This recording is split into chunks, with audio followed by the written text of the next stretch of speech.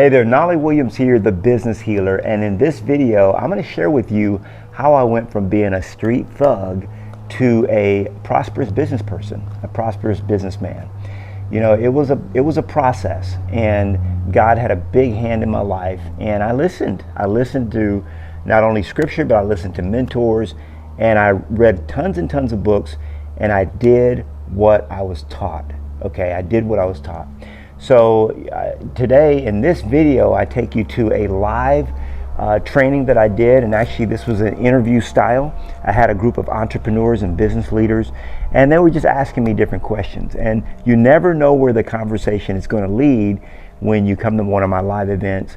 And this is where it led today. So, and by the way, don't ever give up on yourself. Okay, no matter where you came from, what you did before you're doing what you do now. Don't bring any of that baggage with you into your success, into your career, into your business, or even into your life. So enjoy the video. If you like it, give it a thumbs up, subscribe to my YouTube channel, and be sure to leave me a comment down below. I want to know what you think as well.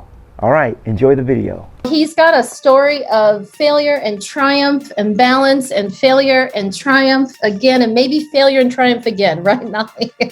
Yeah, for sure. No doubt.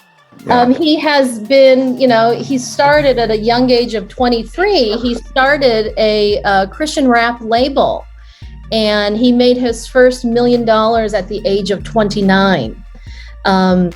Through the industry, and I'm sure you'll touch on that. Unfortunately, business kind of went south for him, launched his real estate career, and has been #1 all over the map with Remax and Keller. Launched the first big Keller Maps, super successful coaching program, it sounds like there, Knolly.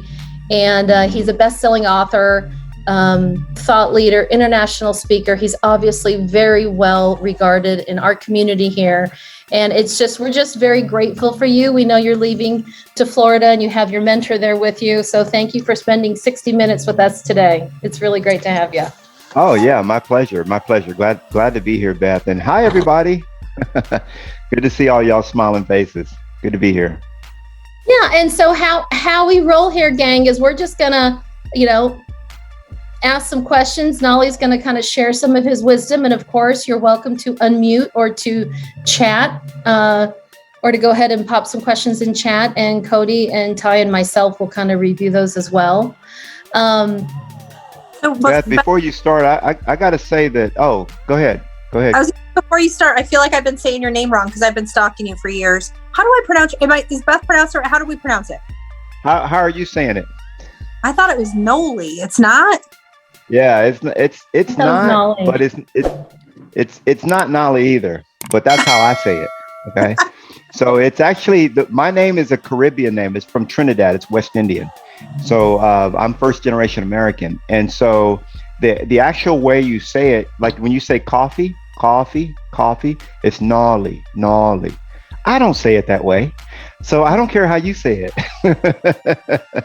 You could say Knolly. I say Knolly, but it's really not pronounced that way either. So it's yeah. I can feel Trinidadian. My name gets mispronounced all the time. So, but mine doesn't have a cool background like yours does. Yeah, I just want to say how incredible it is that we can be. This is the power of EXP, right? We could be anywhere, and we can come together and have a meeting like this. And others try to duplicate this, but it's just not the same. And I remember when I was at Keller Williams for 10 years, and I used to go to the big conventions, and it was like the only time every year that you got to hear from that person that was in Tennessee, or that one from Florida, or that one from Ohio, or whatever. And now we're spoiled. We get this every single week. So and kudos to you guys, what you're doing with this Grow initiative. Great job. Thanks, Knolly. This is great.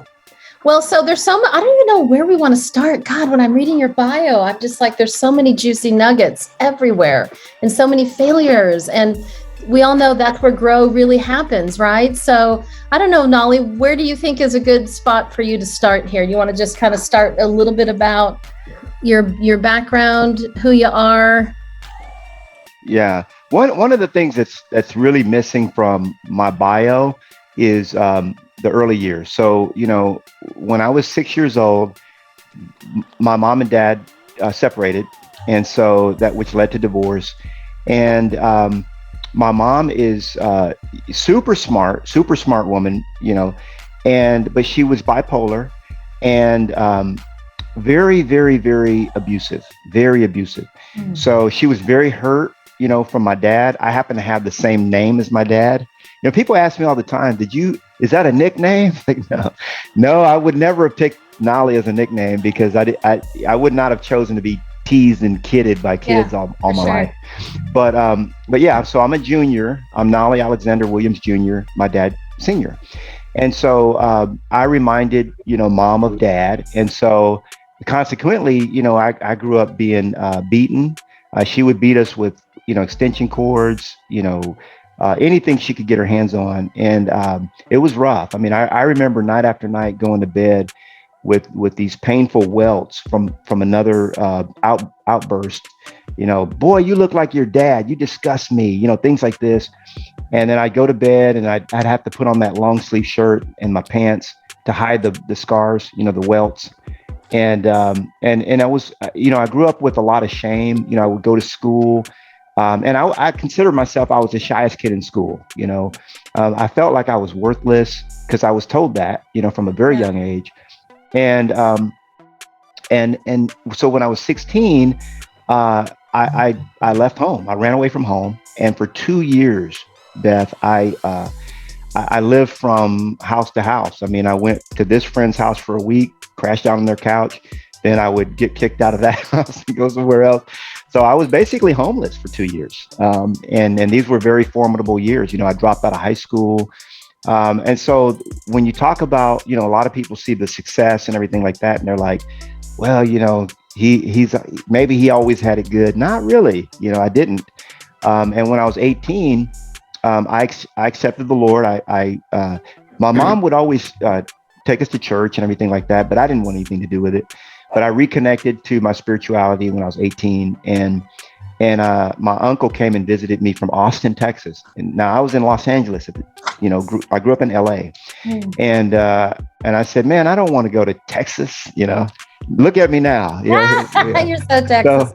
So, I came to Austin to visit. This was 1988. Okay, I came to Austin to visit for a couple of weeks with a duffel bag. And I just never left. My uncle was an entrepreneur. My dad was an entrepreneur. And I started as an entrepreneur at the age of 12. I'm 52 now. So I've been an entrepreneur since for 40 years. And I've not had a W-2. I was just thinking about this today. Yeah. The last time I had a W-2, I was 22 years old. The last time I got a W-2. And I'm 52 now. So, and by the way, I've been working from home since I was 23. So it's quite interesting. I launched my first business, like you said, launched it with $1,800 that I borrowed from friends and family. And within 5 years, we were making $150,000 a month in that business. That's so much money for a young guy. That's probably too much money for a young guy. Too much money. Young and dumb. You got to put the dumb on there. That's like, I had no clue. I had no clue what I was doing. So by the time I was 33, I was broke. We had a 6,000. When I was 26, I bought my first house. It was 6,000 square feet, 7-bedroom. I had a recording studio we built on the property, 10 acres. We built an office building on the property. Had a half-acre pond. And by the time I was 33, lost it. Lost it all. Yeah, it was gone. And was it gone because of what was going on in the industry? Was it gone because of lack of business management or fund management? All of the above. So the big thing that happened with me. So you can actually, if you're a really good entrepreneur, but you're not smart, you don't have wisdom. See, Scripture says, "In all you're getting, get wisdom." Okay, and that's the one thing I didn't get. I got a lot of other stuff, but if you're making a lot of money, you can actually continue to stay afloat until a shift happens. When a shift happens, you either have to shift You have to do things smarter, differently, or you have to get wisdom, which I didn't have. And so for me, there was a shift in the market. Everything went to MP3, it went digital, and I was still trying to sell CDs, you know? And so our sales went down 70%, and I did not know how to shift with the market, you know? And so if I would have shifted with the market, I could have emerged in the digital age and been fine. And if I had been able to curtail my spending, you know, I had 14 employees. I wasn't like nuts, like just wasting money. I mean, in a way I was reinvesting it in the company, because I was thinking, okay, if we're making 150 a month, we should be making 300 a month, and then 500 a month, then $1 million a month. Why not? You know, I had other friends that were making that kind of money. So, so it was just lack of wisdom, and I think I was burnt out too. Hey, I hope you enjoyed the video. Hey, I want to invite you out to Knolly Coaching Club. That's right. The Knolly Coaching Club is where I'm able to teach, train, and coach you every single week to your ultimate greatness. Now you can join for just $1. Go to knollycoaching.com and I'll see you on the inside.